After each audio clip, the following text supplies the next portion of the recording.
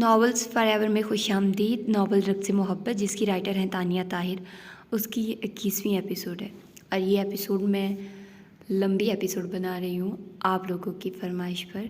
और जितनी भी एपिसोड तानिया ताहिर ने प्रोवाइड की हैं, मैं सबको कलेक्टिवली एक ही एपिसोड में कन्वर्ट कर रही हूँ, क्योंकि आप लोगों को एक तो मैंने बहुत दिनों से दी नहीं है, सेकंड आप लोग कहते हो कि छोटी एपिसोड ना हो, तो इसीलिए मैं इसको ऐसे ही रिकॉर्ड कर रही हूँ। और मैं साथ में ये भी बता दूँ, अब मुझे नहीं आइडिया कि वो कितने दिनों तक बाकी एपिसोड प्रोवाइड करेंगी, तो मुझसे अब अगली एपिसोड मत मांगिएगा, क्योंकि मुझे नहीं आइडिया कितने दिनों में वो प्रोवाइड करेंगी, कब देंगी, क्योंकि 2 दिन से उन्होंने एपिसोड नहीं दी है अपने पेज पर। ठीक है, तो मैं आप लोगों को बाकी वाली एपिसोड जो कि ऑलरेडी रिकॉर्डेड थी वो दे रही हूँ। खैर, तो आइए जल्दी से स्टार्ट करते हैं इस एपिसोड को कि इसमें क्या होने वाला है। जाओ अल्तमिश, लेकर आओ उसे ऑफिस से, फ़ोन करो, अगर नहीं आ रहा तो कहो, अब चूहे की तरह छुपने की ज़रूरत नहीं। दादा जान ने विशाल का हाथ पकड़ा और उसे लिए लाउंज में आ गए। वहीं से वहाज भी अपनी शामत खुद बुलाता अंदर ही आ रहा था। दादा जान ने उसे देखते ही अपनी लाठी सीधी की और उसकी जाने बढ़े। सॉरी दादा जान, आई एम सॉरी यार, वो उनकी लाठी कमर पर सहता बोला। मुझसे माफ़ी नहीं मांगोगे, तुम विशाल से मांगो। वो गुस्से से उसे देख रहे थे। मैं मांग लूँगा, आप तो मारना बंद करिए, वो दूसरी लाठी की ज़रब कमर पर सहता बोला। विशाल सुकून से मज़े में खड़ी थी। जाओ माफ़ी मांगो, उनका गुस्सा कम नहीं हो रहा था। दादा जान, कमरे में मांग लूँगा, सबके सामने मेरी कोई इज्जत है यार, वो बोला। तो एक और लाठी पड़ी थी उसकी कमर पर। वो करा उठा। उसकी इज्जत नहीं थी, ये तरबियत की है मैंने तुम्हारी, वो संजीदगी से बोले। तो वहाज चुप सा हो गया। ये शोर हंगामा सुनकर हानिया भी बाहर आ गई। वहाज ने विशाल की तरफ देखा और उसकी जाने बढ़ा। वो खुद अपने किए गए अमल पर शर्मिंदा था। उसने विशाल का सबके सामने हाथ थामा। न जाने क्यों विशाल का दिल बुरी तरह धड़क उठा। वो वहाज को देखने लगी। आई एम सॉरी, मैंने गलत किया, आइंदा मैं तुम पर कभी हाथ नहीं उठाऊंगा, और अगर मैं ऐसा करूं तो मैं जानता हूं तुम्हारे सपोर्टर्स मेरा कीमा बना देंगे, वो बोला। तो विशाल के चेहरे पर बेसाख्ता मुस्कान ठहर गई। सब विशाल की शर्म देखकर हैरान थे। अल्तमिश, सारिम और सिकंदर ने दोनों पर एकदम होटिंग शुरू कर दी। तो वहाज ने उसका हाथ छोड़ दिया। विशाल उसके हाथ का लम्स अब भी हाथ में महसूस कर रही थी। वहाज ने उन तीनों को घूरा और दादा जान की तरफ बढ़ा। यार अब गुस्सा ना करना प्लीज़, वो उनकी लाठी थामता बोला। तो उन्होंने उसको बेहद संजीदगी से देखा था। मुझे तुमसे ऐसी उम्मीद नहीं है कभी भी वहाज, वो बोले। तो वहाज के पास कोई बात ना बन सकी, जबकि दादा जान ने सिकंदर की तरफ देखा। तुम्हें टिकट्स का कहा था, वो घूर कर बोले। वो तो मैं ले आया हूँ, मुझे लगा अब तो ये दोनों नहीं जाएंगे, वो दांत निकाल कर बोला।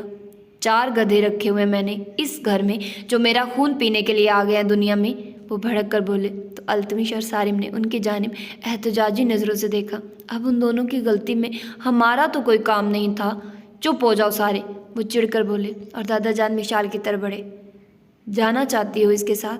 अगर इनकार करोगी तो कहीं नहीं जाने दूंगा, जहाँ तुम खुश रहना चाहती हो वहीं रहोगी और सब कुछ तुम्हारी खुशी के मुताबिक होगा, वो बोले। तो विशाल पहली बार कंफ्यूज सी हुई। उसने वहाज की तरफ देखा जो बालों में हाथ फेरता उसी की तरफ देख रहा था, गोया आंखों में उसे कुछ कह देना चाहता हो। विशाल ने उस पर से नज़र हटाई। जाना तो है मैंने, मुझे दूसरे शहर घूमना है, वो बोली। तो लहजा खुद ब खुद अटकने लगा। सब ने अपनी हंसी रोकी थी। वहाज को पहली बार वो अच्छी लगी क्योंकि वो शर्मा रही थी, जबकि दादा जान ने उसके सर पर हाथ रखा और सिकंदर को दोनों की टिकट्स देने का कहा। टाइम उनकी फ़्लाइट का अब से 2 घंटे बाद का था।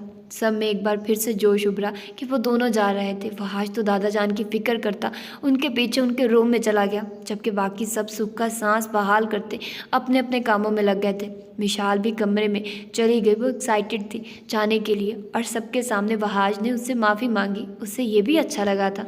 आहंग और नूर भी उसके पास थी। हानिया को अलबत्ता ये सब बिल्कुल हजम नहीं हुआ था।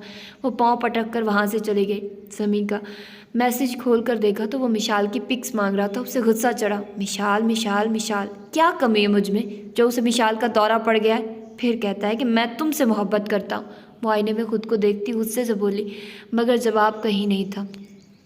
विशाल ने अपना ड्रेस चेंज किया। वो जीन्स शर्ट में थी, एक्साइटेड भी थी कि वो यहाँ से जा रही है और बहुत जल्द वो यहाँ से मुकम्मल चली जाएगी अपने बाबा के पास, अपने दोस्तों के पास। उसने आईने में खुद को देखा, ब्लैक बैगी शर्ट में, ब्लैक जीन्स पर बाल खोले, उसने गॉगल्स लगाए और मुतमईन सी होती वो पलटी। तभी वहाज अंदर दाखिल हुआ और उसे देखकर वो दंग रह गया। सफ़ेद मलाई जैसी रंगत में वो कमाल लग रही थी, जबकि वहाज को लगा उसका दिल बामुश्किल ही उससे फासला बना पाएगा। मगर वो हकीकतन अपनी की गई गलती पर शर्मिंदा था, और शायद ये उस गलती का और यहाँ मिशाल के सब्र का असर था कि वो उसके बारे में पॉजिटिव सोच रहा था। जैसे मिशाल बिना कुछ कहे वहाँ से चली गई, उसके अंदर और भी इस बात का गिल्ट हो रहा था। अगर वो कुछ बोलती या गुस्सा करती तो शायद उसे उस तरह शर्मिंदगी न होती, मगर उसके अमल ने वहाज की सोचों का रुख बदला था, और ऊपर से क़यामत सा हुस्न लिए वो उसके लिए दिन ब दिन इम्तिहान बनती जा रही थी। उसने फिर भी खुद पर काबू किया और मैडम को अब घूरा। अपने अंदरूनी जज्बात जो उसे देख कर उठे थे वो उनसे खुद ही खाइफ होता बोला, ये क्या हुलिया बनाए फिर रही हो? अब ज़रा लहजे में नरमी थी, मगर बात फिर भी झगड़े की थी। हम बाहर जा रहे हैं तो वो पुरानी कमीज शलवार तो नहीं पहनूंगी, इंसानों वाला लिबास तो पहनोगी, लोग तुम्हें कम देखें। वहाज ने अपने शूज़ उतारे और सोफे पर फैल कर बैठ गया। अब क्या प्रॉब्लम है इसमें, मुझे कोई नहीं देखता, आप भी रेडी हो जाइए। मिशाल लबों पर लिपस्टिक लगाती बोली थी, जबकि वहाज ने आंखों को दिल फरेब जुम्बिश दी। खैर, मैं तुम्हें ऐसे तो लेकर नहीं जाऊंगा। हाँ, अगर तुम मेरे सामने ऐसे फिरना चाहती हो तो I don't mind, I like it, but उसको थोड़ा और मॉड कर लो। वैसे तो स्लीवलेस पहनती हो, ये आज बैगी पहनने की क्या ज़रूरत थी? हुमानी खेज लहजे में बोलता उसके नज़दीक आया और उसकी कमर में हाथ भरा। मिशाल के हाथ काम से गए इस अचानक अवतार पर और लिपस्टिक ड्रेसिंग पर जा गिरी। वो हैरानगी से वहाज की सूरत आईने में देखने लगी, बार बार आंखें झपकाती। वो वहाज की तवज्जो खुद की तरफ और भी माइल कर चुकी थी। ये क्या हो गया आपको? वो हक्को दक थी, उससे फासला बनाती बोली, सुबह तुमने सबको बताया कि तुम सोफे पर सोती हो, और फिर तुमने कहा अल्तमिश बहुत रोमांटिक है, तो मैंने सोचा तुम्हें कुछ तो ट्रेलर दिखा देना चाहिए। फिल्म तुम्हें जहाँ तुम जाने के लिए तड़प रही हो वहाँ दिखा दूँगा।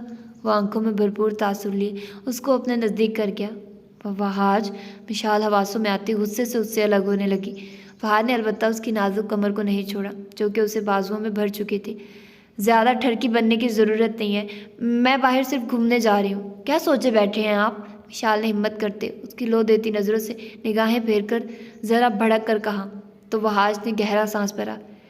बीवी के साथ रोमांस का मतलब ठरक नहीं होता, ये जाहिज़ हक होता है, और अगर तुम इसे ठरक समझ रही हो तो ठरक ही सही। उसने उसके रेशमी बालों की लिट्टों को छुआ। विशाल तो तड़प कर उसे धकेल कर दूर हुई। आपको क्या लग रहा है हमारे बीच सब नॉर्मल होने वाला है? वो दोनों हाथ कमर पर रखती उसे घूरती बोली। हाँ, कोशिश करने से तो कुछ भी हो सकता है। वहाज उसे जिज करने लगा। कभी नहीं, मैं यहाँ से चली जाऊँगी बस, उसने कहा तो वहाज हंस पड़ा। फिलहाल तो लंबी लंबी छोड़ना बंद करो और शेर के कचार के लिए तैयार हो जाओ। वो उसके नज़दीक आता गमगीन लहजे में बोला। विशाल ने बड़ी बड़ी आंखों में गुस्सा भरे उसकी जानिब देखा तो वहाज शाने अचकाकर वहाँ से अपनी मुस्कुराहट छुपाता वॉशरूम की जानिब बढ़ गया।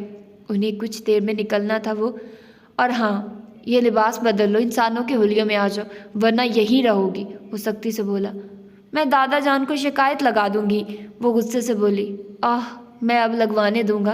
वो सर झटकता अंदर चला गया, जबकि मिशाल को उसके इरादे नेक नहीं लग रहे थे। उसने अपने आप को आईने में देखा, वो अच्छी बिजली लग रही थी और कंफर्टेबल भी थी। उसने गुस्से से पाँव पटके, अब उसे वो पहनने पड़ेंगे, और अगर वो नहीं पहनेगी तो वो ज़बरदस्ती करेगा, मगर पहनवा कर छोड़ेगा। और इस वक्त वो खुश थी क्योंकि वो यहाँ से जा रही थी। तभी उसने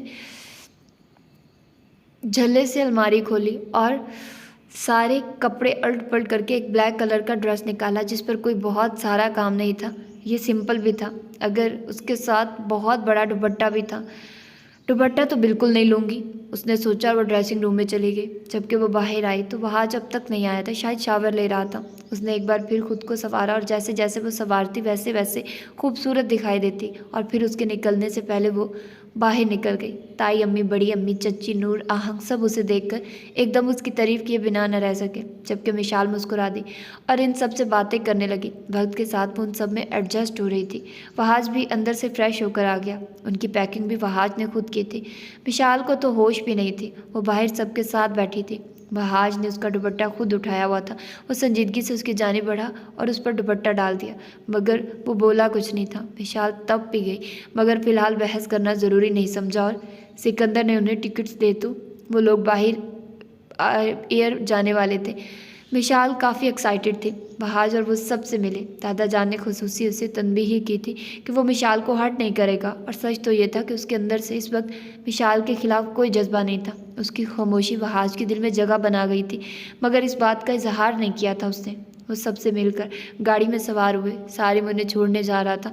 सभी उन दोनों के जाने पर काफ़ी खुश थे और उन दोनों की खुशियों के लिए दुआ गो थे। अलबत्ता हानिया नहीं मिली थी और वहाज ने उसके बारे में सवाल भी नहीं किया था। हानिया तब उठी थी कि वो विशाल को एक थप्पड़ मारकर इतना शर्मिंदा है कि अब उसे कुछ भी दिखाई नहीं दे रहा। उसे अपनी बहन नहीं याद रही। उसे शदीद गुस्सा था और इसी गुस्से के तहत ना वो बाहर मिलने आई, ना ही किसी ने नोटिस लिया। दूसरी तरफ सारिम के साथ वहाज से ज़्यादा विशाल बातें कर रही थी और वहाज खामोशी से उसे सुन रहा था। उसे अच्छा लग रहा था उसका यूँ मतवातिर बोलते रहना, और सारे भी बहुत समेटने से उसको जवाब दे रहा था, क्योंकि वो फजूल सवाल किए जा रहे थे। तुम भी चलते, बल्कि मैं तो कहती हूँ तुम भी निकाह कर लो अल्तमिश की तरह। वो एकदम सारिम का शाना हिलाकर बोली। सारिम हंस दिया। उसने मिरर से वहाज की तरफ देखा, जो संजीदा था, मगर उसने कोई ज़्यादा अहमियत नहीं दी इस बात को। वो विशाल को उसकी बीवी की हैसियत से ही ट्रीट कर रहा था। मुझे क्यों फंसाना चाहती हैं भाभी साहिबा, पहले अपनी शादी पर फोकस करिए। सारिम बोला तो विशाल भाभी कहने पर मुंह बना गई। मैं तुम्हें इतनी बड़ी लगती हूँ? वो मुंह बसोर कर बोला। रिश्ता तो बड़ा है। सारिम अपनी हंसी रोक रहा था। एकदम उसके टेप रिकॉर्डर को ब्रेक लगा था। आह, अगर मेरी एक बुड्ढे से शादी हुई है तो मतलब ये नहीं है कि मुझे ऐसे बुलाओगे। मुझे मेरे नाम से बुलाओ। उसने खामोश बैठे वहाज पर एक निगाह डाली, जबकि सारिम का कहका गाड़ी में गूंज गया। What nonsense. वहाज ने तब कर उसकी तरफ देखा। अब जो सच है इसे मान लेना चाहिए। उसने आंखें पटपटाई और मासूमियत के तमाम रिकॉर्ड तोड़ते वो उसकी तरफ देखने लगी। स्याह लिबास में वो ऐसी हरकतें करती वहाज के लिए आजमाइश से कम नहीं थी, और मिशाल पर मुकम्मल इख्तियार का एहसास अब मज़ीद बढ़ने लगा था। वैसे कह तो सही रही है, सारिम ने भी कहा। तुम दोनों की उम्रों में काफ़ी गैप है। तुम तो बकवास बंद करो, इतना भी बड़ा नहीं हूँ मैं। अगर मैं 30 साल का हूँ तो ये मोहतरमा दूध पीती बच्ची नहीं है। 25 साल की तो होगी ही। वहाज ने ज़रा घूरा। हैं, मैं 25 साल की हूँ? वो एकदम चीखी। सारिम के फिर से हंसी निकली। मैं सिर्फ 22 साल की हूँ, आई समझ, और अभी 22 साल का होने में भी बहुत वक्त बाकी है। फिर दिमाग में करतूत पूरे हैं। वो मध्यम आवाज़ में उस पर तंज करता फिर से मोबाइल देखने लगा। सारिम, तुम दादा जान को ये बता दोगे? जानबूझकर मुझे छेड़ रहे हैं, वो गुस्से से बोली। भाई ने एकदम उसके मुंह पर हाथ रखा था। खुदा के वास्ते मुंह बंद कर लिया करो अपना, तुम्हें तो 10-20 थप्पड़ लगने चाहिए, एक से कहाँ तुम रुकने वाली हो। वो सारिम के सामने शदीद शर्मिंदा होता गुस्से से बोला। विशाल ने भी गुस्से से उसका हाथ चटका। सारिम तो बहरा बन गया, जबकि वो पीछे बिल्ली चूहे की तरह लड़ने में मसरूफ़ थे। फहाद ने खुद ही चुप होने में आफियत जानी, वरना विशाल ना करदा गुनाहों की सज़ा देती उसे फजूल बोल बोल कर, और उसके इमेज की बर्बादी तो वैसे भी हो ही रही थी जब से शादी हुई थी। इसी तरह सफ़र तमाम हुआ और एयरपोर्ट पर वो लोग उतरे। फहाद ने बैग्स उठाए। वो लेट भी हो गए थे। सारिम ने उनको अलविदा किया, जबकि वहाज के कान में जो बात कही वहाज का बस नहीं चला उसका कीमा कर दे। कम अज़ कम गाड़ी में तो खुद को काबू रखते। बकवास बंद करो, वो धारा। सारिम अपनी जान बचाता अलग हुआ, जबकि मिशाल दूर खड़ी उसे घूर रही थी। हर किसी पर गुस्सा करता था वो उन्हें खुदा हाफिज़ कहकर उनके अंदर जाने का वेट करने लगा था, पीछे खड़ा होकर, जबकि मिशाल किसी हीरोइन की तरह आगे चल रही थी। किसकी नज़र उस पर नहीं उठ रही थी। साथ बहुत अच्छे लग रहे थे वो दोनों, जबकि वहाद सुर्ख चेहरे से ये सब बर्दाश्त करता उसके पीछे चल रहा था। दोनों एक साथ बहुत अच्छे लग रहे थे। वो खुद चाहता था वो दोनों एक साथ रहें। उनके रिश्ते में ये नोक झोंक रहे, मगर मोहब्बत के साथ। उनके दरमियान से ये लैदगी का ख्याल निकल जाए और दादा जान अपनी कोशिशों में कामयाब हो जाए। ये सब भी इसीलिए किया जा रहा था क्योंकि वो दोनों एक दूसरे को समझे और इस रिश्ते को बोझ समझने की बजाय दिल से एक दूसरे को कबूल करें। वो पीछे खड़ा इन्हीं सोचों में मशगूल था कि अचानक उसे एहसास हुआ कोई उसे देख रहा है। उसने नज़रों की इस मामूली तपिश पर गर्दन घुमाई तो उसके दूसरी तरफ एक लड़की खड़ी थी। उसके साथ काफ़ी सिक्योरिटी थी और वो लड़की सारिम को देख नहीं घूर रही थी। सारिम ने पेशानी पर बल डाले और ख़ुद अपनी गाड़ी में सवार हो गया। उसे ये फजूलियात नहीं पसंद थी। जिस तरह वो लड़की साकित खड़ी उसे देख रही थी उसे उलझन हुई और वो गाड़ी में बैठा और जन से गाड़ी आगे बढ़ा ली। मैडम अंदर बैठिए, उसका गार्ड बोला। तुमने उस लड़के को देखा? वो अपने गार्ड से मुखातिब हुई, जैसे किसी ट्रांस किसी कैफियत में वो बोल रही थी। किस लड़के को मैम? गार्ड ना समझी से पूछने लगा। किसी को नहीं। वो होश में आई और अंदर बैठ गई। बाबा की तबीयत बिगड़ गई थी। उनके घर में सिर्फ एक मसला कासिम का ही नहीं था। वो हल तो हो गया था कि कासिम अब उनके घर नहीं आता था, या फिर वो अपने ठीक होने का इंतज़ार कर रहा था। वो नहीं जानती थी, मगर घर से खाने के लाले तो कम नहीं हुए थे, बल्कि और भी बढ़ गए थे। उसे किसी से कोई शिकायत नहीं थी, मगर एक ख्याल सा आकर गुजरता था कि एक बार वो जिससे निकाह कर गया है उसको मुड़कर देखता तो सही। मगर वो उसका कुछ नहीं लगता था। ये निकाह उसने बाबा के कहने पर किया था। उन्होंने उससे ज़बरदस्ती कहा था, तभी किया था उसने निकाह। तो वो पढ़ कर भी क्यों देखता। बाबा की तबीयत कम खुराक की वजह से ख़राब हो गई, और जब वो फजर की नमाज़ पढ़कर बाहर सेन में आई तो बाबा को एक बेजान लाश की तरह वहाँ पड़ा देखकर उसकी चीख निकल गई। वो दौड़कर उन तक पहुँची, उन्हें हिलाया, मगर उनके वजूद में कोई जुम्बिश नहीं थी। वो जल्दी से उन्हें उठाने की कोशिश करने लगी, मगर उसके नाजुक वजूद में इतनी हिम्मत नहीं थी। खौफ से उसके हाथ पाँव सुन्न हो रहे थे, जबकि आंखों से मतवातिर आंसू बहने लगे। वो बाहर भागी। बाहर तो दूर दूर तक सन्नाटा था। एक दो नमाजी बस गुजर रहे थे। इस वक्त शर्म हया को लेकर बैठती तो यकीनन उसके बाप को कुछ हो जाता, और वो इस ज़मीन पर अपना आखिरी रिश्ता भी खो देती। वो जल्दी से उन तक पहुंची और उन लोगों से मदद मांगने लगी। उन मर्दों ने उसकी बात पर यकीन करते हुए उसके घर का रुख किया और एम्बुलेंस को कॉल की। एम्बुलेंस को आने में भी बहुत वक्त लग गया था। वो बाबा का सर्द हाथ थामे बैठी थी। उसे लग रहा था कोई अनहोनी हो गई है, कुछ गलत हो गया है। बाबा के हाथ में जो सर्दपन था वो उसकी रीढ़ की हड्डी तक को सुनकर गया था। एम्बुलेंस आई और बाबा को एम्बुलेंस में डाला और सरकारी अस्पताल ले गए। उसके पास तो खाने के पैसे भी नहीं थे। वो भला अपने बाप को किसी अच्छे अस्पताल कैसे ले जाती। वहाँ तक पहुँचते पहुँचते भी उसे बहुत वक्त लग गया था। वो अकेली जान थी। लोगों की नज़रों ने उसे खौफजदा कर दिया था। वो अपने बाप से चिपकी बैठी थी। आंखों में बेरौनकी सी उतर गई, क्योंकि बाबा सांस नहीं ले रहे थे। वो सांस जो टूट टूट कर चल रही थी वो ख़त्म सी हो गई थी। उनको इमरजेंसी में भेज दिया था, मगर वहाँ भी इतने लोग थे शायद जिंदा कि उन्हें डॉक्टर की ज़्यादा ज़रूरत थी। उसके मुर्दा बाप को नहीं, उसके बाप को किसी ने नहीं देखा। वो बेबसी की आखिरी हद पर खड़ी थी। उसके पास कुछ नहीं था। वो किसको मदद के लिए पुकारती। बस नहीं चला, चीखें मार मार कर रोए। दो तीन डॉक्टर तेज़ी से उसके पास से गुजरने लगे कि वो एक डॉक्टर के सामने आ गई और हाथ जोड़ दिए। वो डॉक्टर उसकी शक्ल देखने लगा। प्लीज़ मेरे बाबा सांस नहीं ले रहे, उन्हें देख ले, मेरी मदद करिए प्लीज़। वो रोने लगे। उस डॉक्टर ने उसे तवज्जो से देखा और वो पलटा। उसके साथ डॉक्टर्स आगे बढ़ गए, जबकि उस डॉक्टर ने उसके बाबा को वहीं चेक करना शुरू किया। और बस चंद लम्हों में उसने सब अपना काम पूरा करके निहाल के रोने के बाद सुर्ख होते चेहरे की तरफ देखा। 1 घंटे पहले ही इनका इंतकाल हो चुका है। वो बोला तो निहाल को लगा उसने ज़िंदगी में इतनी बुरी खबर कभी नहीं सुनी। वो साकित नज़रों से उस डॉक्टर को देखने लगी, जबकि जो चेहरे पर थोड़ा बहुत हिजाब था मुकम्मल गिर गया। अब उसका चेहरा उस डॉक्टर के सामने वाज़िया था। निहाल की आंख में आंसू ठहर गया, पलकों की बाढ़ में आंसू रुक गया। उसने अपने बाबा की जानिब देखा, भी आवाज़ लब फड़फड़ाए, बाबा। उसे लगा वो तूफ़ान की जद में आ गई। उसने पलकें झपकी और आंसू उसके गाल पर जा गिरा। डॉक्टर महाज, आपकी ज़रूरत है उधर। उसको आवाज़ पड़ी थी, मगर महाज को लगा उसके कदम यहीं जम गए। डॉक्टर महाज। एक बार फिर से उसकी पुकार उठी तो वो होश में आया और न चाहते हुए भी वहाँ से पढ़कर वो दूसरी तरफ भाग गया। निहाल चुपचाप खड़ी बाबा को देख रही थी, जिनके चेहरे पर जिंदगी दम तोड़ चुकी थी। वो नहीं जानती थी उसे कितनी देर हो चुकी थी वहाँ खड़े हुए। वो यूं ही खड़ी बाबा को देखती रही।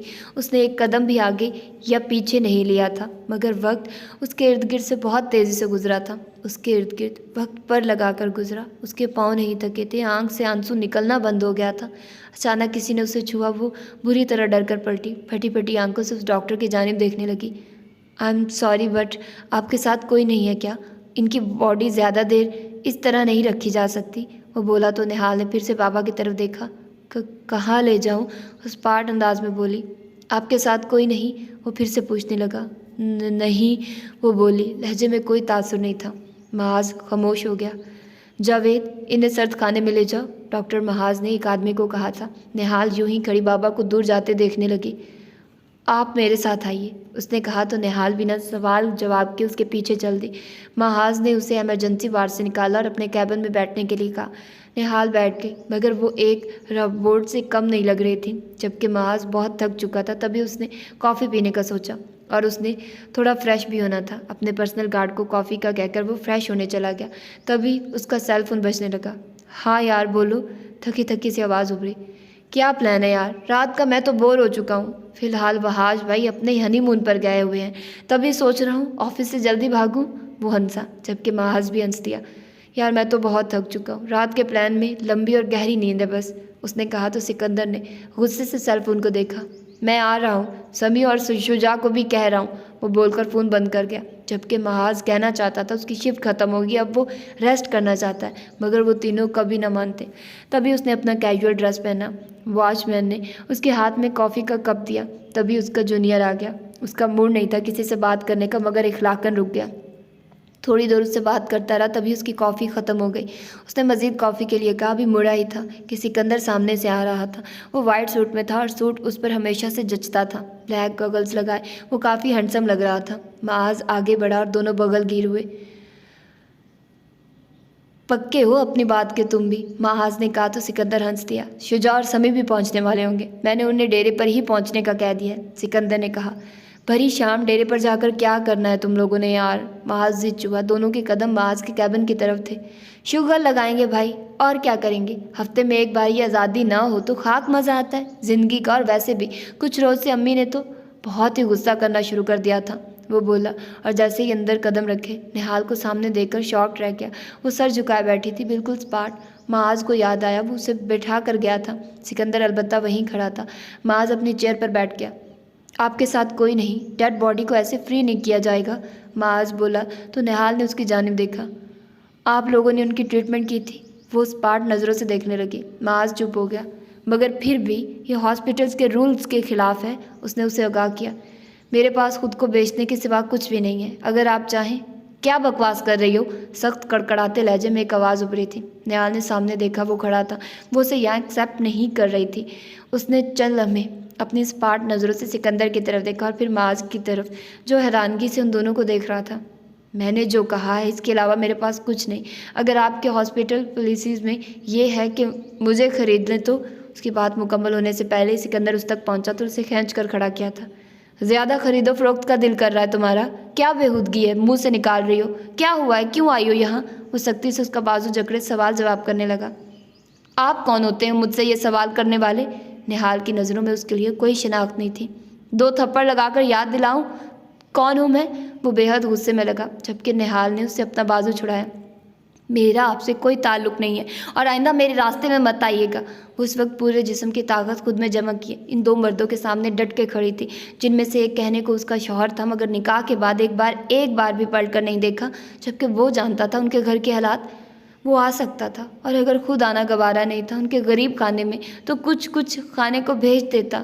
लोग तो गरीबों की मदद कर देते हैं। और इस वक्त जिसका गैरत से खून खौल रहा था, यही तसव्वुर करके वो उसके निकाह में होकर क्या बकवास कर रही है। वो जो उसे दो थप्पड़ लगा देना चाहता था, उसका बाप मर चुका था। अब उसके पास खोने को कुछ नहीं था। वो पागल हो रही थी और सिकंदर से नफरत सी महसूस हो रही थी। मैं तुम्हें याद दिला सकता हूँ खड़े खड़े के मेरा तुम्हारा क्या ताल्लुक़ है। खैर अब मुंह बंद करके खड़ी रहो। वो घूरकर महाज की जानिब देखने लगा, जो शौक था। क्या हुआ है, किसकी डेड बॉडी की बात कर रहे हो। निहाल उसके लफ्ज़ों पर तड़प गई। वो इतना लाताल्लुक़ था, उसे याद भी नहीं कि उसका बाप भी था। इनके फादर की डेथ हो गई है, मगर तुम इन्हें कैसे जानते हो। और ये सब माज की समझ से सब वाइट था, जबकि सिकंदर शॉक्ड हुआ और निहाल के अकड़ने की वजह कुछ समझ लगने लगी। निहाल ने इन दोनों के पास खड़ा होना बेकार समझा, तभी वो उस कमरे से निकल गई। क्या माजरा है ये भाई, माज ने फिर से पूछा। क्या रीज़न हुई है इसके फादर की डेथ की। सिकंदर ने उसके सवाल को इग्नोर करके पूछा। Lack of food and improper medicines. मगर तुम मुझे मेरी बात का जवाब क्यों नहीं दे रहे। माज को अब गुस्सा चढ़ा। यार तुम समी और शुजा को मना कर दो और बाकी कहानी बाद में बताऊंगा। वो जल्दी से कहकर बाहर भागा। शदीद पछतावे ने उसे घेरे में ले लिया था। निहाल तेज़ी से कदम बाहर की तरफ उठा रही थी। निहाल, सिकंदर ने पुकारा। वो मुड़े बिना ही बाहर निकल जाना चाहती थी, मगर सिकंदर ने उसे जल्दी जा लिया और उसकी कलाई पकड़ ली। निहाल को और कुछ नहीं सूझा। अपना हाथ छुड़ाने के चक्कर में उसने सिकंदर के मुंह पर थप्पड़ दे मारा। शायद उसके नाम का गुस्सा भरा था और गुस्से से उसकी आंख से एक आंसू नहीं निकला था। मिले जुले तासुरात में वो बेकाबू सी हो रही थी। सिकंदर ने दांत पर दांत जमा लिए। लोग उन्हें अब रुक कर देखने लगे।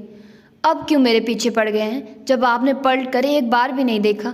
आपसे बेहतर तो कासिम था, रोज़ आ तो जाता था। अरे आप अमीर हैं तो गरीब समझ कर ही कुछ खाने को दे जाते, तो इस वक्त मेरा बाप आज मरता ना। इस भरी दुनिया में मैं तन्हा ना रह जाती।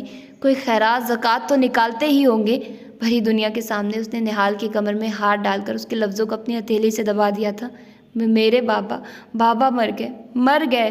वो उसके बाजुओं में बिखर उठी। जो जब्त के बंधन खुद पर बांधे हुए थे टूट टूट से गए। सिकंदर ने उसे फूट फूट कर रोते देखा तो उसको खुद में छुपा लिया। उसका दिल इस वक्त अपनी गलती पर शिद्दत से खुद पर गुस्सा करने का चाह रहा था। ये जुल्म आपने किया है मुझ पर, आपने। उसके सीने में चेहरा छुपाया उसे इल्ज़ाम दे रही थी, जबकि सिकंदर उसे यूं ही थामे खड़ा था।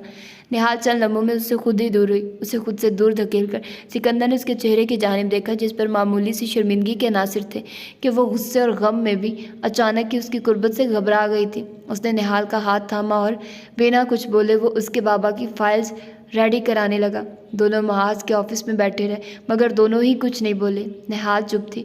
वो चाहता था उससे बोले, मगर यहाँ नहीं। उसके बाबा को एम्बुलेंस में ले जाया गया तो एम्बुलेंस की तेज़ आवाज़ सुनकर निहाल के हाथ पांव से दम निकल गया। वो कांप रही थी। सिकंदर ने महाज से गाड़ी ली, क्योंकि वो तो अपनी पसंदीदा सवारी बाइक पर था, मगर निहाल इस वक्त बाइक पर नहीं जा सकती थी। तभी महाज की कार में उसने निहाल को बिठाया, जो शायद कुछ समझ नहीं पा रही थी। खौफजदा थी वो, खौफ उसके चेहरे पर था। सिकंदर उसकी हालत से परेशान हो रहा था, मगर इस वक्त कुछ कहने का फ़ायदा नहीं था, क्योंकि वो समझने की पोजीशन में नहीं थी। एम्बुलेंस घर की जानिब जा रही थी। वो मुसलसल बाहर देख रही थी। उनके घर के आगे गाड़ी रुकी, मोहल्ले के लोग जमा होने लगे। सब ने सिकंदर को उसके साथ देखा था और फिर तदबीन तक वो वहीं रहा, यहाँ तक कि रात हो गई। पूरे घर में औरतें भरी थी और इन औरतों के बीच वो सहमी हुई सी सिमटी बैठी थी, जिसे उसे यकीन हो अब उसका कोई नहीं था दुनिया में। सिकंदर वापस लौटा तो निहाल के पास आया। सब ख़वातीन ने उसे रास्ता दिया। चहमगोइयाँ से उठने लगी। ये इसका शौहर है, दिख तो बहुत अमीर रहा है। अरे कैसी किस्मत पाई है निहाल ने, खुद भी तो हसीन है। ऐसे ही कासिम नहीं मरता इस पर। क्या ये इसे साथ ले जाएगा? हाँ ले जाएगा। रश्क आ रहा है इसकी किस्मत पर। तो खातून बातें कर रही थी, वो सुन रहा था। वो चाहता था ये सब चली जाएं। उसने लोगों को खाना खुद अपने पैसों से खिलवाया था। ऐसे अपने पैसों से सब किया था, मगर वो अपनी देरी और लापरवाही पर अंदर ही अंदर कर रहा था कि अगर वाकई वो वक्त पर अपने साथ जुड़े उस रिश्ते पर तवज्जो देता तो आज उसे इतना बड़ा गम न मिलता। और न जाने उसने भी कुछ खाया था या नहीं, उसे फिक्र होने लगी। उसने निहाल का हाथ थामा। निहाल ने उसकी जानिब देखा, आंसुओं को रोक कर। उसकी आंखों के पर्दे सुर्खी माइल और भारी हो रहे थे, जबकि गोल्डन आंखों में गम की लहरें उठने को बेताब थी। चलो मेरे साथ, वो बस इतना ही बोला। औरतें उसके हाथ पकड़ने पर शर्मिंदा सी होती बाहर निकलने लगी। रफ्ता रफ्ता सभी निकल गई, जबकि कुछ मर्दों ने उन सबको घर खाली करने का कहा और जल्दी वो दोनों पूरे घर में अकेले रह गए। कुछ अच्छे मोहल्लेदारों ने सिकंदर की मदद की थी। पैसा उसका था तो वो हर काम का उसे समझा रहे थे, क्योंकि ये फर्स्ट टाइम था जो वो खुद से कुछ कर रहा था, वरना ऐसे कामों की जिम्मेदारी अल्तमिश और बहाज की होती थी और वो दोनों खुद ही देखते थे ये सब। कहीं नहीं जाना मुझे, जाइए आप। उसने अपना हाथ उसके हाथ से निकाल लिया। कैसे रहोगी यहाँ? कौन है अब यहाँ? मेरे साथ चलो। जब कह दिया नहीं जाऊंगी। उसकी आवाज़ भीग गई। आंख से आंसू फिर से निकलने लगा। वो उससे ही गुस्सा थी और बार बार उसी के आगे ज़ब्त हार देती थी। सिकंदर ने ज़बरदस्ती उसे सीने से लगा लिया और निहाल पहले तो मज़ाहमत करती रही और फिर फूट फूट कर रो दी। उस तरह के सिकंदर का उसको संभालना मुश्किल हो गया। वो बेहसान सी होती रो रही थी। मुझे मेरे बाबा चाहिए, मुझे ला कर दें। मुझे उनके बिना नहीं रहना। क्यों आए आप इतनी देर से? मुझे ला कर दें। वो ज़िद्दी लहजे में उसके सीने पर मुक्के बरसाने लगी, जबकि सिकंदर ने उसका चेहरा दोनों हाथों में थाम लिया। तबीयत ख़राब हो जाएगी तुम्हारी। नहीं होता मुझे कुछ। मैं अकेली हो गई हूँ। अल्लाह ताला जी मेरे बाबा वापस कर दे। वो बच्चों की तरह तड़प रही थी। सिकंदर ने गहरा सांस भरा और उसे खुद में समेट लिया। वो उसके बिखरे बालों को संवारने लगा। आई एम सॉरी, वो बहुत आहिस्ते से बोला था। वो लापरवाह नहीं था, मगर क्यों भूल गया? उसे खुद भी इल्म नहीं हुआ था। निहाल को संभालना काफ़ी मुश्किल था। ऊपर से उसे बुखार चढ़ गया था, मगर जिद एक ही थी कि वो यहाँ से नहीं जाएगी। सिकंदर इतनी देर घर से गैर हाजिर नहीं रह सकता था। रात भी अल्तमिश और सारिम के फ़ोन आने लगे थे और उसने बहाना बनाया कि उसके दोस्त का एक्सीडेंट हो गया तो वो नहीं आ सकेगा। सुबह हो चुकी थी। सारी रात वो निहाल के साथ था, मगर निहाल की नीम बेहोशी की सी कैफियत उसे बार बार शर्मिंदा कर रही थी। यह उसका वाकई फ़र्ज़ था। जब उसने निकाह किया तो वो उसका ख्याल भी रखता, और उसने सब कुछ जानकर भी उससे लापरवाही बरती। यह उसकी बहुत बड़ी कोताही थी। निहाल को बहुत तेज़ बुखार था। उसने डॉक्टर को बुलाया और उसकी तबीयत के स्टेबल होने तक का वेट करता रहा।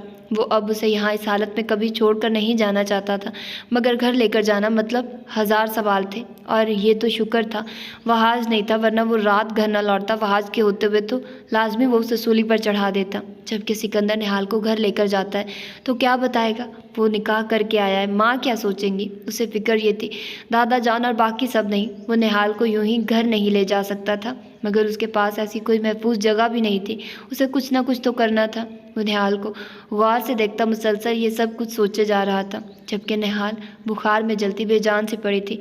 कुछ देर बाद वो होश में आई। शायद बुखार की हदत में कुछ कमी आई थी। उसने आगे बढ़कर उसकी पेशानी छुई तो वाकई उसका बुखार उतर रहा था।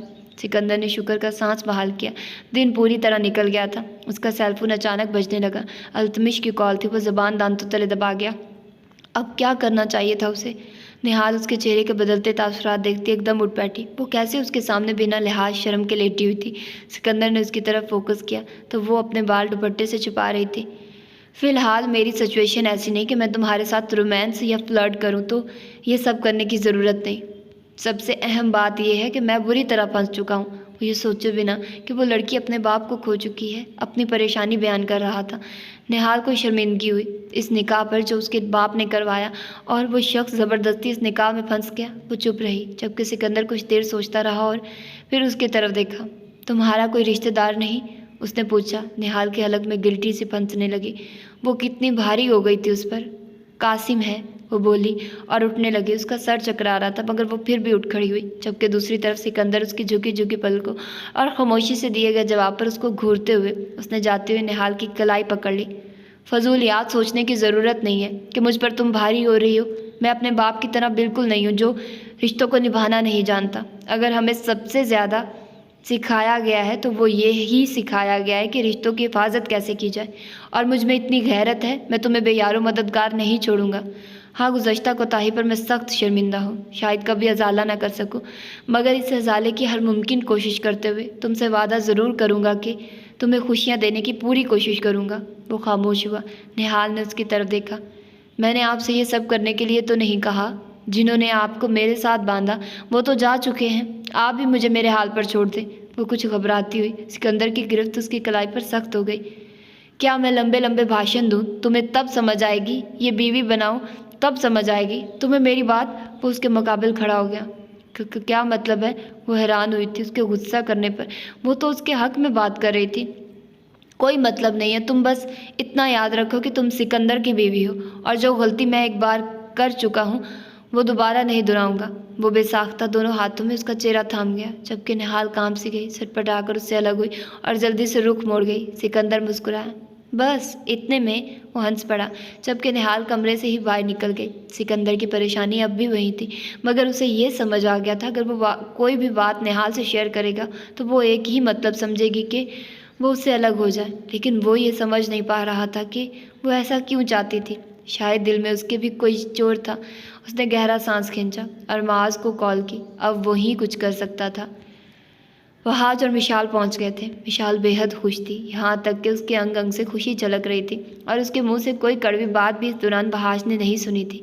न जाने क्यों उसके खुश होने पर वहाज भी मुस्कुरा दिया था, मगर उसकी बीवी को सब देख रहे थे। ये बात उसे बिल्कुल पसंद नहीं आ रही थी। कल रात वो यहाँ पहुँचे थे तो वहाज तो बेहद थक चुका था। अक्सर वो लंबी फ्लाइट में थक जाता था, तभी बिस्तर पर एकदम गिर गया था, जबकि मिशाल की बैटरी फुल चार्ज थी। यहाँ तक कि वो उसी वक्त बाहर घूमना चाहती थी। यहाँ सर्दी काफ़ी थी, वहाज का कोई ऐसा मूड नहीं था, जबकि मिशाल गुस्से से कमरे में घूम रही थी, क्योंकि वहाज उसे झिड़क चुका था कि वो छोटे बच्चों की तरह बिहेव देना बंद करे और चुपचाप सो जाए। कल वो उसे खुद ले जाएगा बाहर। मगर मिशाल ने उसे बेहद समझाने की कोशिश की थी कि असल मज़ा रात को ही आता है। आज अगर नींद में ना होता तो ज़रूर उसे इस बात की डेफिनेशन खुल कर देता, मगर उसे आंखें बंद किए लेटे देख मिशाल को रोना आया कि उसकी शादी एक बूढ़े से हो चुकी है जो उसके जैसा बिल्कुल नहीं है, बोरियत से भरपूर इंसान था। वो खुद भी वहाँ से निकल जाती, मगर अफसोस ये था कि वहाज कार्ड छुपा चुका था। विशाल को कड़ कड़ कर रात गुजारनी ही पड़ी, और उसे भी नींद नहीं, देर से ही सही जा लिया। उसका नींद में भी मुंह बना हुआ था। अगली सुबह वहाज ऑफकोर्स उससे पहले ही उठा था। वो सोफे पर उठी, आड़ी तिरछी लेटी थी, नींद में भी मुंह फूला हुआ था, जबकि वो काफ़ी फ्रेश फील कर रहा था। उसको देखकर उसके लबों पर एक ही लफ्ज़ आया था, और वो था ज़िद्दी। उसके अंदर शायद वहाद से भी ज़्यादा जिद थी। वहाद ने नफ़ी में सर हिलाया। अजीब बचकाना मिजाज की लड़की मिल गई थी, मगर शायद अब वो अच्छी लग रही थी। वो वजह नहीं जानता था, मगर उसके थप्पड़ पर मिशाल की खामोशी ने वहाज के दिल में मिशाल के लिए जगह बनाना शुरू कर दी थी। वो उठा और उसके नज़दीक आया। अभी वो उसको उठाता ही कि मिशाल की आंख खुल गई। उसने वहाज की तरफ देखा और जल्दी से उठी। चले, वो बोली तो वहाज ने हैरानगी से आंखों को जुम्बिश दी। क्या देखना चाहती हो तुम? उसने 2 कदम दूर होते हुए पूछा। स्नोफॉल, सनसेट, आइसक्रीम, स्नोफॉल में फ्लावर्स एंड मी, वो चेक कर बोली। और मैं, वहाज ने गहरी नज़रों को असार में उसको भरते सवाल किया। तो मिशाल चुप हो गई। अनफॉर्चुनेटली आप भी मेरे साथ ही हैं, वो कुछ तवक्कुफ के बाद बोली और रात की उसकी वारदात याद आते ही गुस्से से बोली। आह, अनफॉर्चुनेटली तुम्हारी किस्मत अच्छी है, तुम्हें वहाज मिला है। अस्तगफिरुल्लाह। मिसाल ने कानों को हाथ लगाया तो वहाज का कहका बुलंद हुआ। अभी तक मैंने ऐसा इस्तगफार वाला कोई काम नहीं किया। जब करूं तब शौक से विर्द करना। करके तो दिखाइए, फिर बताती हूँ, वो दिल ही दिल में उसे घूर कर बोली, जबकि वहाद ने उसे रेडी होने का इशारा किया और खुद शावर लेने वॉशरूम में चला गया। पीछे मिशाल बहुत खुश हुई थी कि चलो वो थोड़ा तो एक्टिव हुआ, और भाग भाग कर वो अपनी तैयारी करने लगी। उसने जीन्स और ब्लैक कुर्ता पहना था जो कि काफ़ी शॉर्ट था, और कोट पहन लिया जो कि लॉन्ग था। बाल खोलकर उसने मफलर गले में डाला। उसे सर्दी काफ़ी लगती थी और ग्लव्स डालकर वो रेडी खड़ी थी, जबकि वहाज भी बाहर निकल आया। वो खुद भी ब्लैक आउट फिट में था, जबकि बाल गिल्ले थे। उसने सांस खींचकर मिशाल की तरफ देखा कि वो लड़की हर उल्टा काम करना जानती थी। अब ज़्यादा मत बोलिएगा, मैंने लॉन्ग कोट पहना हुआ है, वो उसके बोलने से पहले खुद ही बोल उठी। मैं रखता ही ना, वहाज बुड़बुड़ाया। खुल कर बोलिए, ऐसे मुंह मुंह में क्यों बोल रहे हैं? वो घूरने लगी। बहुत ज़बान चलती है तुम्हारी, वहाज सख्ती से बोला। और आपके हाथ भूलिए मत, उसके पास तो हर बात का जवाब था। वहाज अलबत्ता से घूर कर चुप हो गया। दोनों एक साथ रूम से निकले। वो शानदार कपल लग रहे थे। वहाज ने विशाल का हाथ पकड़ लिया। विशाल ने बेसाख्ता उसकी जानिब देखा। वहाज के अंदाज में लापरवाही थी, मगर विशाल को उसके हाथ में अपना हाथ बेहद अच्छा लगा। वो मुस्कुराकर बिना हाथ उसके हाथ से निकाले उसके साथ चलती रही। वो हनीमून स्वीट में थे। होटल भी काफ़ी खूबसूरत था और मौसम भी बहुत ख़राब था। हालांकि वक्त तो 12:30 का हो रहा था। उन दोनों ने नाश्ता किया। वहाँ नाश्ता करने के दौरान उसे इस जगह के बारे में बताने लगा, और बातों में वो ये भी बता रहा था कि वो लास्ट टाइम यहाँ अपने बाबा के साथ आया था। और वो ये बताते हुए मिशाल ने उसके चेहरे पर चमक ही अलग देखी। वो उसकी आंखों में अपने बाप के जिक्र पर जो रौनक देख रही थी, हाँ, उसके दिल में भी अपने बाप के लिए मोहब्बत ऐसी ही थी। वो भी उनके साथ रहना चाहती थी। वो चाहती थी वो अपने बाप के साथ वक्त गुजारे जैसे पहले वो सब इकट्ठे रहते थे। कुछ देर वो खामोश हो गई और फिर खुद ही सर झटक दिया। वो इन लम्हों को एंजॉय करना चाहती थी, और हकीकत तो ये थी कि वहाज के साथ वो ये लम्हे गुजारना चाहती थी। बाद में शायद वो यहाँ से चली जाए और कभी लौट कर ना आए। वहाज उसकी प्लेट में मुख्तलिफ चीज़ें रख रहा था जिसे मिशाल खा रही थी। मिशाल बात करते हुए प्लेट बिल्कुल टेबल के किनारे पर ले जाती, जबकि वहाज उसे सुनते सुनते बार बार उसकी प्लेट ऊपर करता था, कहीं गिर ना जाए। दोनों ही अपने अपने अमल से लापरवाह थे, मगर एक दूसरे को सोच रहे थे। हम जाएंगे सबसे पहले पहाड़ों पर, बहुत दूर, विशाल ने एक्साइटेड होते हुए कहा। तो वहाज ने नफ़ी की। वहाँ जाते जाते बहुत वक्त लग जाएगा और वो जगह ठीक भी नहीं। हम आज नहीं, कुछ दिनों तक जाएंगे, प्राइवेट कार कराकर, उसने उसे समझाया। तो मिशाल मुंह बना गई। ये क्या बात हुई? मुझे अफसोस है कि आप इतने बड़े क्यों हैं? वो गुस्से से भड़की। ये तुम क्या मेरी उम्र के पीछे पड़ गई हो? वहाज ने घूरा। तो आप मेरी बात क्यों नहीं मान रहे? जब मानेंगे नहीं तो मैं यही समझूंगी कि आप बूढ़े हैं, आपका दिल मेरे जैसा नहीं है, वो मुँह बनाती बोल रही थी, जबकि वहाज आईब्रो चढ़ाए उसे घूर रहा था। कैंची भी कम तेज चलती है जैसे तुम तड़ जवाब देती हो। सर झटक कर उठा। प्लीज़ हम चलते हैं, वो फोर्स करने लगी। विशाल वो जगह ठीक नहीं, तुम फिलहाल नीचे के पॉइंट्स देख लो, मैं प्राइवेट कार कराकर कुछ दिनों तक ले जाऊंगा। मगर मुझे आज जाना है, वो बोली। तो वहाज ने गहरा सांस भरा। प्लीज़, वो आंखें पटाकर बोली। तो वहाज ने उसके गाल को छुआ। वो इतनी प्यारी लग रही थी उसके आगे जिद करते हुए। उसके दिल ने ख्वाहिश की वो उसकी हर ख्वाहिश पूरी कर दे।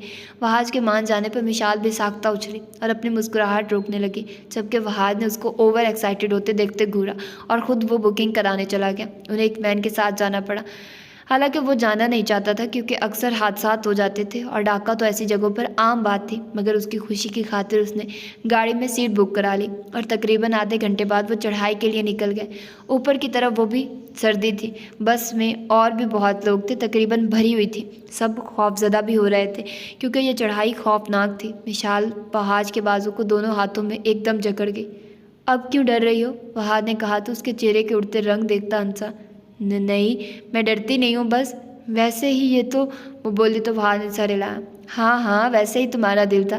तुम अपने शौहर के नज़दीक आ जाओ, तुम्हारा दिल तो बहुत अच्छा है मिस मिशाल वहाज, वो गंभीर लहजे में बोलता। मिशाल को पल के झपकाने पर मजबूर कर गया, जबकि उसने आहिस्ती से उसका बाजू छोड़ दिया तो दूसरी तरफ वहाज ने उसे घूरते हुए पूरे हक से उसकी कमर में अपना बाजू हायल किया और उसे बिल्कुल अपने नज़दीक कर लिया। वो तकरीबन वहाज पर आ गई, यहाँ तक कि मिशाल का सर उसके सीने पर था। यहाँ से देखो, तुम्हें अच्छा नज़ारा देखेगा। विशाल का हाथ अपने दूसरे हाथ में थामते वो बहुत आहिस्ती से बोला था। धड़कनों में अजीब सुर से उठ गए थे। मिशाल का दिल धड़क रहा था, जबकि उसकी पेशानी पर पसीने भी उभर रहे थे। फहाद उसकी हालत से वाकिफ था मगर मुस्कुरा दिया। गाड़ी ने स्टे किया। पहाड़ों के बीच वो दोनों मौजूद थे। तेज़ हवा में उन दोनों के दिलों में उठती एक दूसरे के लिए लहर बहुत दिलचस्प थी। मिशाल की उस ठंड में आइसक्रीम खाने की ख्वाहिश उसने ना चाहते हुए भी पूरी की थी। प्लीज़ और चॉकलेट दिलवाइए, ये तो थोड़ी सी है, वो कोन को घूरती बदमिजाज होती उसके हाथ में कोन थमा गए। वहाज अलबत्ता उसमें भरी चॉकलेट और फिर उसके नखरे देखकर हैरान हुआ था। क्या कमी है इसमें? आपके पास पैसे नहीं हैं, वो बोली तो वहाद ने नफ़ी में सर हिलाया और उसके लिए लार्ज साइज़ कोन बनवाकर उसके हाथ में दी, जिसको उसने पूरे शौक से खाया था, यहाँ तक कि अपना मुंह और हाथ भी गंदे कर लिए थे। वहाद ने जेब से रुमाल निकालकर उसकी तरफ बढ़ाया तो उसने जल्दी से पकड़कर साफ़ किए अपने हाथ और मुँह और दोबारा वहाज के हाथ में थमाकर वो दूसरी तरफ चलने लगी। वहाज उसके पीछे था, जबकि वह रुमाल नफीस तबीयत के मालिक वहाज ने अपनी पॉकेट में डाल लिया। वाज़िया थी मोहब्बत की मदम मदम दस्तक। मिशाल काफ़ी दूर निकल आई थी। वो बहुत खुश थी, यहाँ आकर एक बार भी उससे उलझी नहीं थी। हम बहुत दूर आ गए, वैन ने चलना भी है, अब चलो, वहाद ने कुछ देर बाद कहा तो मिशाल ने नफ़ी की। थोड़ी देर तो रुकिए। वो स्नैप्स खींचने लगी थी अपनी उसी फ़ोन से जो वहाद ने दिया था। वहाद उसे खड़ा देख रहा था। मिशाल ने उसकी तरफ देखा और उसके नज़दीक आ गई। उसने उसकी और अपनी तस्वीरें कैमरे में कैद करनी चाहिए तो मिशाल कुछ फासले पर थे। वहाद ने उसे खींचकर नज़दीक कर लिया। दोनों की तस्वीर कैमरे में खींच गई। ये मंजर बहुत खूबसूरत था। मिशाल कुछ खफीफ सी होती उससे जुदा हुई।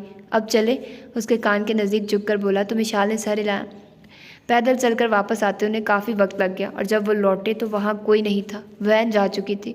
वहाँ ने बहुत कोशिश की ढूंढने की, मगर बस जा चुकी थी। उसे मिशाल पर तब चढ़ने लगी कि अगर वो देर ना करती तो वो इस वीराने में ना फंसते, और वो मिशाल को डांटने लगा। मिशाल को भी गलती का एहसास हुआ। वो लोग कैसे यहाँ रुकेंगे? आई एम सॉरी, वो सर झुकाती बोली। वहाँ ने घूरा। सॉरी माई फुट, तुम जानती हो कितनी ख़तरनाक जगह है ये, हम यहाँ क्या करेंगे अब? वो घूर कर बोला। कह तो रही हूँ सॉरी। वो चिढ़ गई। अचार डालो, तुम्हारी सॉरी कम है। उसने सबसे मिशाल की तरफ देखा। वो देखिए, वहाँ से रोशनी नज़र आ रही है, शायद वो आबादी वाला हिस्सा है, उसने कहा। यहाँ सिर्फ जिन्नों और डाकुओं के अलावा कोई नहीं है मिशाल बेबी, वो भड़क कर बोला। तो मिशाल सहम गई, चुप हो गई। अब और क्या कहती वो उसे? फहाद ने उसका हाथ पकड़ा और चलने लगा। उन्हें चलते चलते तकरीबन रात ढल गई थी। मिशाल थक गई थी, उसे सांस चढ़ने लग गई थी। इर्द गिर्द जंगल और पहाड़ों के अलावा कुछ भी नहीं था। बहुत देर चलने के बाद उन्हें एक चाय की दुकान दूर से दिखाई देने लगी। वहाज के कदम तेज़ हो गए, मगर अचानक उनके सामने 4-5 मर्द जैसे ही पिस्तौलें ताने नमूदार हुए। वो दोनों डर कर दूर हुए और वहाज को यही डर था। वहाज ने जल्दी से मिशाल को अपने पीछे कर लिया। मिशाल ने उसकी जैकेट को मुट्ठियों में भींच लिया। यूँ कुछ है तुम दोनों के बाद, निकालो, वो बोले तो वहाज ने बिना बहस के उन्हें अपना मोबाइल दे दिया, क्योंकि उसके अलावा उसके पास कुछ कैश था, वो भी दे दिया। मिशाल ने अपना सेल फोन छुपा लिया। ये लड़की ज़्यादा होशियारी नहीं, वो मिशाल की तरफ बढ़े। 1 मिनट, वहाज बीच में आ गया। अबे ओए, दूर रह, कभी तुझे गोलियों से भून दूँ। रोशनी तो मार, किस कदर खूबसूरत है, उनमें से एक बोला। मिशाल के रंग फक हो गए, जबकि वहाज का मीटर शॉर्ट हुआ था। उसने खींचकर उस आदमी के मुंह पर मुक्का मारा और 3 आदमी एकदम हरकत में आए। वहाज पर फायर करना चाहा कि उसने लात मारी उनकी गन पर और गन दूर जा गिरी। वो इन तीनों से लड़ नहीं सकता था। तभी खौफ से जमे मिशाल का हाथ पकड़कर वो भागा। पकड़ो इन्हें, उनमें से एक चीखा, जिसके नाक से खून निकलने लगा था, जबकि मिशाल और वहाज भागते भागते आगे निकल आए। अब क्या होगा वहाज? वो हमें पकड़ लेंगे। वहाज, मुझे डर लग रहा है, वो रो देने को थी। वहाज को कुछ सजा ही नहीं दे रहा था। इन लोगों के हाथ में असला था और वो उनका मुकाबला नहीं कर सकता था। अगर वो मिशाल को नुकसान पहुंचाते तो उसको दिमाग से चलना था। तभी वो जंगलों में बिना सोचे समझे उतर गया। इस तरफ गए हैं वो लोग उनके पीछे पीछे उतरे। विशाल का सांस फूल रहा था। फहाज, वो रोने लगी। फहाद ने उसे खुद में समेट लिया। हिम्मत करो, अगर हम इन लोगों के हाथ लग गए तो मेरा तो ये गोलियों से भून कर कीमा बना देंगे, और तुम? नहीं। मिशाल ने उसके लबों पर हाथ रख दिया। फहाज के लिए ये लम्हे हैरान कुन थे, जबकि इन लम्हों को महसूस वो करता कि पीछे से आती कदमों की आवाज़ पर वो मज़ीद यहाँ रुके बिना भागने लगे। दोनों के सांस फूलने लगे। तभी उन्हें एक झोंपड़ी नजर आई और वो बिना कुछ सोचे समझे उस झोंपड़ी में दाखिल हो गए, क्योंकि उसके सिवा कोई चारा नहीं था। विशाल खौफ के मारे उससे लिपटी हुई थी। वो खुद भी उसे खुद में समेटे झोंपड़ी में छुप चुका था। विशाल रो रही थी। ये सब उसकी वजह से हुआ था। अच्छा ठीक है यार, पैसे ही भेजने हैं ना, तुम टेंशन क्यों ले रही हो? तुम्हारा भाई अभी जिंदा है, बस दादा जान से बात करने का मौका नहीं मिल रहा, वरना मैं उनसे बात कर लेता अब तक। बस कुछ वक्त और इंतज़ार कर लो, फिर हम सब इकट्ठे रहेंगे। ओके ओके, पैसे तो भेज देता हूँ अभी। अल्तमिश घर में दाखिल होते हुए मुसलसल फ़ोन पर बात कर रहा था। रात का वक्त था। आज की गैर हाजिरी के बायस उसे ज़्यादा वक्त देना पड़ रहा था। सिकंदर पर अलग गुस्सा चढ़ रहा था कि वो नहीं आया था आज भी सारा दिन, जबकि सारिम और वो चकरा गए थे। वहाज के ना आने पर सिकंदर ऐसे ही हरकत करता था। तभी अल्तमिश अक्सर उस पर भड़क जाता था कि वो अपना काम पूरा किए बिना दोस्तों में निकल जाता था, और वहाज उस पर नरमी रखता था। सारिम और अल्तमिश की निस्बत तभी वो सर चढ़ता था, मगर वो सोच चुका था जब भी वो साहबजादा लौटेगा छितर लखाएगा इससे। रात गहरी थी, शायद कोई नहीं जाग रहा था। पहले उसने पैसे ट्रांसफ़र किए। यह दूसरी बड़ी अमाउंट थी जो उसके अकाउंट से उन लोगों के अकाउंट में ट्रांसफ़र हुई थी। 2 लाख बिना सोचे समझे भेजकर उसने सेलफोन पॉकेट में डाला और नज़र उठाई तो आहंग उसके लिए पानी का गिलास लिए खड़ी थी। अल्तमिश के लबों पर मुस्कान ठहर गई। उसने उसके हाथ से पानी का गिलास लिया और सोफे पर बैठ गई। ये तो काफ़ी बड़ी मेहरबानी होगी, आप जाग रही हैं मेरे इंतज़ार में। पहली बार लग रहा है शादी हुई, चलो निकाह हुआ है मेरा। वो मुस्कुराता उसको गहरी नज़रों के असहार में लेता बोला, जबकि आहंग का चेहरा उसकी नज़रों की तपिश से सुर्ख सा हो गया था, और उसने कोशिश की कि वो अपने हवास बहाल रखे और किसी चीज़ से टकराकर गिरे ना। अल्तमिश ने पानी पीकर गिलास उसकी जानिब बढ़ा दिया। उसने गिलास लिया और किचन की जानिब पलटी। अल्तमिश को बहुत अच्छा लगा था। वो उसके लिए जाग रही थी। वो उसके पीछे किचन में आया तो वो खाना उसके लिए किचन में रखी टेबल पर लगा रही थी। दाल चावल भी हैं, कहिए तो गरम कर दूँ? उसने पूछा तो अल्तमिश दिल पर हाथ रख गया। फ़िलहाल तो तुम मुझे इतनी अच्छी लग रही हो कि तुम्हें दाल चावल समझकर मैं खा न जाऊँ। एक आंख दबाता वो उससे सटपटाने पर मजबूर कर गया था। आहंग जल्दी से उससे फासला बना गई। अल्तमिश हंस दिया। वो जल्द घबरा जाती थी। वो चेयर खींच कर बैठा। भूख भी बहुत थी। आज लंच भी सैंडविचेस ही किए थे बस। आहंग उसको रग़बत से खाते हुए देख रही थी, जबकि साथ साथ उंगलियां भी चटका रही थी। अल्तमिश को महसूस हुआ वो कुछ कहना चाहती है, जबकि आहंग उसकी बात उसकी बहन से सुन चुकी थी। वो उसे बताना चाहती थी कि उसे कुछ अच्छा महसूस नहीं हो रहा। वो उसकी सौतेली बहन और माँ थी। वो हर कुछ दिनों बाद उससे पैसे मांगती थी। उन्होंने उस दिन के बाद एक बार भी शायद उसे अपने पास नहीं आने का कहा, क्योंकि अल्तमिश गया ही नहीं। वो कैसे उन पर ट्रस्ट कर रहा था? अल्तमिश ने उसको कंफ्यूज करे देखा तो उसके गिर्द सामने अपने हथेली फैला दी। आहंग ने उसके आगे बढ़े हुए हाथ को देखा और अपना कांपता हाथ उसके हाथ में रख दिया। अल्तमिश ने नरमी से उसका हाथ अपनी गिरफ्त में ले लिया और उसको अपने बिल्कुल सामने बिठा लिया। क्या कहना है? अल्तमिश ने उसकी मुश्किल आसान की। आहंग ने एक नज़र उसकी तरफ देखा और फिर सर झुका गई। हाथ अब भी अल्तमिश के हाथ में था। वो खा रहा था। उसने एक लुकमा बनाकर आहंग की जानिब भी बढ़ाया। आहंग ने नफ़ी की, उसे भूख नहीं थी। जबकि अल्तमिश ने फिर भी ज़बरदस्ती उसे खिला दिया तो आहंग ने ले लिया। ये हकीकत थी कि वो उसके सामने बहुत मुश्किल से बैठी थी। अल्तमिश ने उसे इजी करने के लिए उसका हाथ छोड़ दिया। आहंग ने सूखा सांस लिया और हिम्मत करती बोली, वो मैं कह रही थी कि आप फ़ायज़ा से बात कर रहे थे ना अभी? उसने पूछा तो अल्तमिश ने उसकी जानिब तवज्जो से देखा, जैसे उसकी बात की तह तक बिना बोले ही पहुंचना चाह रहा हो, मगर वो कुछ भी बोले बिना ही सर हिला गया। आप उन लोगों के पास हर कुछ दिनों बाद क्यों पैसे भेजते हैं? वो अटक अटक कर ही सही मगर बोल रही थी। अल्तमिश के चेहरे पर से नरमी गायब हो गई और उसने संजीदगी से आहंग को देखा। इस बात को करने का मतलब? उस पाठ लहजे में बोला, वो आपकी सगी बहन और माँ नहीं है, फिर भी आपको ऐसा नहीं लगता वो बनावटी? शट आप! अल्तमिश गरजा। आहंग का दम खुश्क वहीं हो गया। वो सहमी सहमी नज़रों से उसकी तरफ देखने लगी। ये इतनी बड़ी बात तुम इतने आराम से मेरे मुंह पर कह रही हो। तुम्हें मैंने इतना हक नहीं दिया। आहंग के तुम मेरे इन रिश्तों के बारे में बात करो जो मुझे अरसे बाद मिले हैं। मैं जिनके साथ रहना चाहता हूँ, मेरे अपने मुझे अब मिले हैं। तुम्हें खुश होना चाहिए, मैं खुश हूँ। उल्टा तुम मुझे ये बताती हो कि वो बनावटी हैं और वो मेरे सौतेले रिश्ते हैं। वो टेबल पर हाथ मारता बोला। आवाज़ ऊंची हो गई थी। आहंग घबरा उठी, सर झुका गई, आंखें भीग गई। वो उस पर कभी नहीं चीखा था और आज इस बात पर जो वो बिल्कुल दुरुस्त महसूस कर रही थी उस पर कैसे बोल रहा था। जबकि दूसरी तरफ अल्तमिश को बेहद गुस्सा चढ़ रहा था कि किसने तुमसे ये बातें की हैं? तुमने किसे बताया कि मैं तुम्हें वहाँ लेकर गया था? वो भड़क कर उसका बाजू झंझोड़ता बोला। आहंग को उसके ऐसे रवैये की बिल्कुल उम्मीद नहीं थी। उसने भीगे गाल साफ किए। बताओ मुझे। वो फिर से भड़का। मुझे ऐसा लग रहा है। वो रोने लगी, अपनी बात बयान नहीं कर सकी। तुम्हें बेहद गलत लग रहा है। अगर तुम मुझसे ज़रा सी भी मोहब्बत करती हो तो तुम्हें दोबारा फायज़ा और मम्मा के बारे में एक लफ्ज़ मत बोलना। तुम उन्हें कबूल करो क्योंकि तुमने आगे उनके साथ रहना है और ये हकीकत है कि वो मेरे असल रिश्ते हैं। जब मैं सौतेले सगे का फ़र्क नहीं महसूस कर रहा तो तुम क्यों कर रही हो? और जहाँ तक पैसों की बात है तो मुझे नहीं लगता कि तुम में कोई लालच होनी चाहिए पैसों की। वो स्पार्ट लहजे में कितनी बड़ी बात कह गया था। आहंग ने हैरान कुन चेहरा ऊपर उठाया, गाल आंसुओं से तर थे। मैं अगर अपनी माँ बहन पर खर्च कर रहा हूँ तो मेरे बाजुओं में इतनी हिम्मत है कि मैं तुम पर भी खर्च कर सकूँ। आइंदा उन लोगों के मामलों के बीच मत बोलना और अपना माइंड मेकअप करो। मैं बहुत जल्द रुखसती की बात दादा जान से करने वाला हूँ। वो बोला और सर्द नज़रों से उसे देखता अपनी जगह से उठ गया। उसने खाना भी नहीं खाया था जबकि आहंग उसे यूं ही आंसू भरी आंखों से देखती रही कि ये वही अल्तमिश है जो उसे इतनी मोहब्बत से बातचीत करता था कि वो रश्क महसूस करती थी और अचानक पैदा होने वाले रिश्तेदारों के हक़ में वो कुछ नहीं सुन सकता। उल्टा उसे पैसों के लालच का कह रहा है। उसे बहुत दुख हुआ था। अल्तमिश वहाँ से निकल कर जा चुका था जबकि वो उस खाने को बैठी घूर रही थी। मिशाल का कामता वजूद उसके बाजुओं में था। उन लोगों को कदमों के छल फल की आवाज़ आ रही थी। मिशाल के रोने की आवाज़ वहाज ने अपने हाथ से दबाए हुए थी। कुछ देर मजीद गुजरी कि एक जंगली जानवर के बोलने की आवाज़ ने उन सबको कांपने पर मजबूर कर दिया। मिशाल का तो दम खुश्क हो गया। उसने वहाज की जैकेट में मुंह छुपा लिया। वहाज ने उसे खुद में मजीद समेट लिया।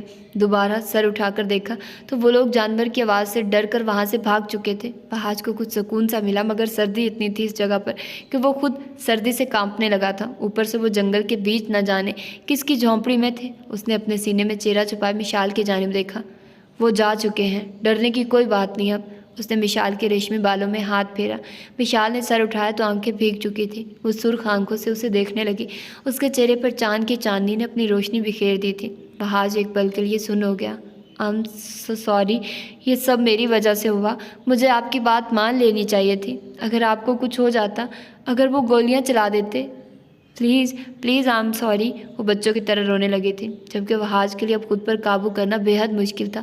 वो बिना तवक्कुफ के मिशाल की गर्दन में हाथ डालता, उसके चेहरे पर झुका और हक से उसने दूसरा हाथ मिशाल के कमर में हायल करके मदहोशी में वो अपनी कार्रवाई में मशगूल सा होता दीवाना लग रहा था।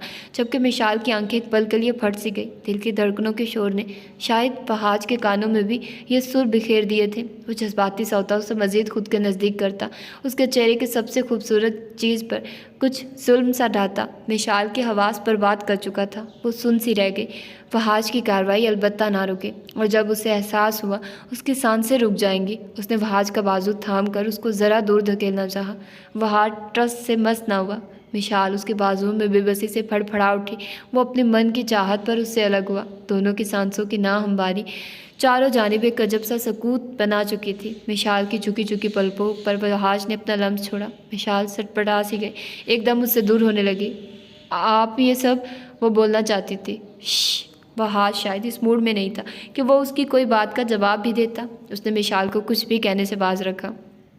मैं कुछ सुनना नहीं चाहता इस वक्त, सिवाय इस दिल के शोर के, इन धड़कनों के दिलचस्प सुरों के।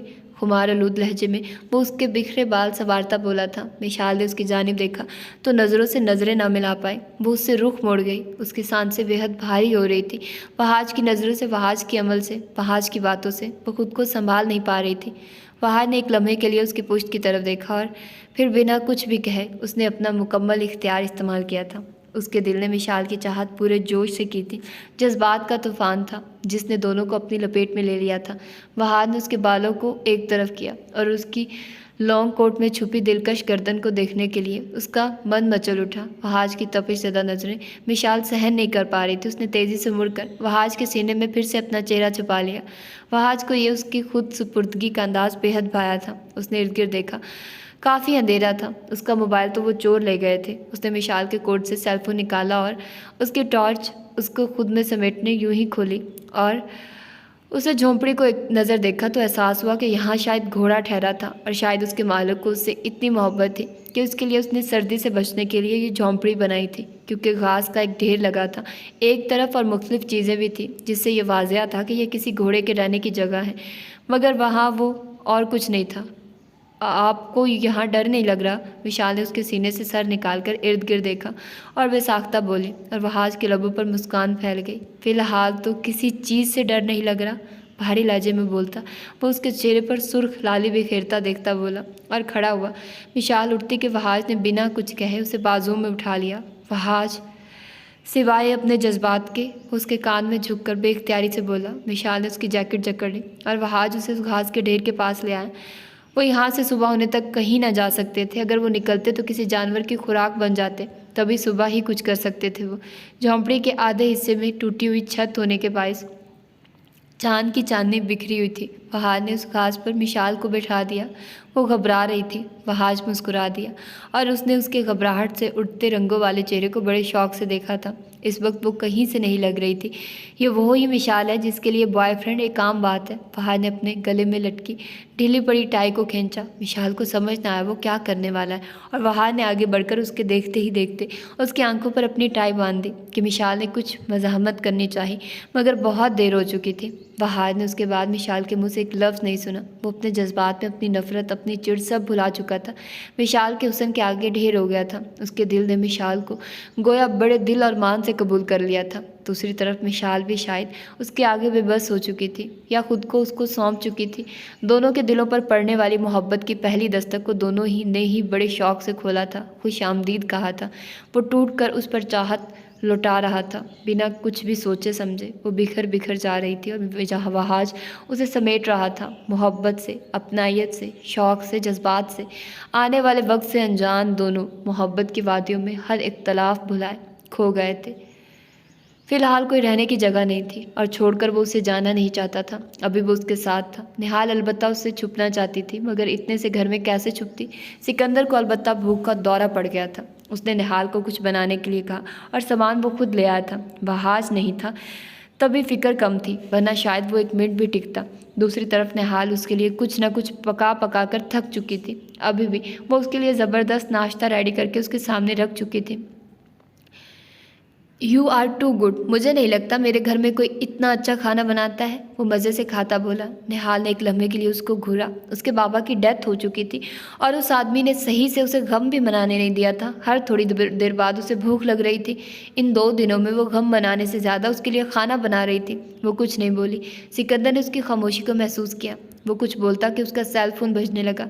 अल्तमिश की कॉल थी। उसने जल्दी लुकमा छोड़ा और सेल सीधा करके कॉल पिक की। 3रा दिन चढ़ गया है, तुम अब तक घर नहीं पहुँचे, काम पर नहीं आए हो। तुम चाहते हो मैं वहाज को फ़ोन करूं? वो गुस्से से चीखा तो सिकंदर ने ज़रा मुंह बनाते हुए स्पीकर कम किया। निहाल अलबत्ता हैरानगी से सुन रही थी। भैया आ रहा हूँ, ऐसे क्यों बोल रहे हैं? भाग थोड़ी गया हूँ, वो मुनमुनाया। निहाल को बेसाख्ता हंसी आ गई।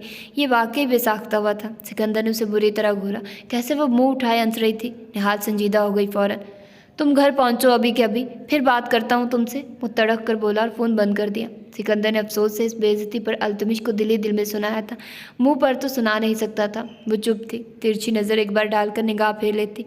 मैं बिल्कुल शर्मिंदा नहीं हूँ, तो मुझे यूँ देखने की ज़रूरत नहीं है, वो दोबारा से नाश्ता करता बोला। तो निहाल ने दिल में सोचा वो वाकई काफ़ी ढीठ वाक़या हुआ है, मगर उसने फिर भी कुछ नहीं कहा। मैं कुछ देर के लिए घर जा रहा हूँ, तुम घर लॉक कर लेना, मैं थोड़ी देर में वापस लेने आऊँगा, कोई हल निकाल कर, वो उठते हुए बोला। तो निहाल की नज़रों में बेचैनी और खौफ उतर गया। अगर वो फिर से भूल गया, ना आया, अब तो कोई भी नहीं था उसका। तो ये थी आज की एपिसोड, जो कि बहुत लॉन्ग थी बानिस्बत बाकियों के। अब कोई भी एपिसोड इस वक्त यहाँ पर मौजूद नहीं है जो मैं आप लोगों को उसके साथ कंबाइन करके सुनाती। जितनी भी फेसबुक पेज पर एपिसोड थी मैंने आप लोगों को पढ़कर सुना दी हैं, और ये 3-4 एपिसोड कंबाइन थी जो मैं आप लोगों को सुना रही हूँ। अब ज़ाहिर सी बात है अगली एपिसोड अगर आप लोगों को इतने ही चाहिए तो 3-4 और एपिसोड आएंगी तभी होगा। और तानिया एक दिन में एक एपिसोड भी नहीं देती, वो समटाइम्स ऐसा करती है कि 2 दिन का गैप ले लेती है या फिर 1 दिन का गैप ले लेती है या फिर वो 1 दिन के बाद दूसरी एपिसोड दे देती हैं। It's totally depend on Tania mood. तो तानिया के मूड्स पर डिपेंड करता है कि अगली एपिसोड कब आएंगी और कब वो देंगी। ठीक है, तो आप लोगों ने मुझे रग से मोहब्बत के लिए परेशान बिल्कुल नहीं करना। तो अपना ढेर सारा ख्याल रखिएगा, मुझे दुआओं में याद रखिएगा। मिलते हैं इंशाल्लाह इसकी अगली एपिसोड में जो कि बहुत दिनों के बाद ही आप लोगों को मिलेगी। अल्लाह हाफिज़।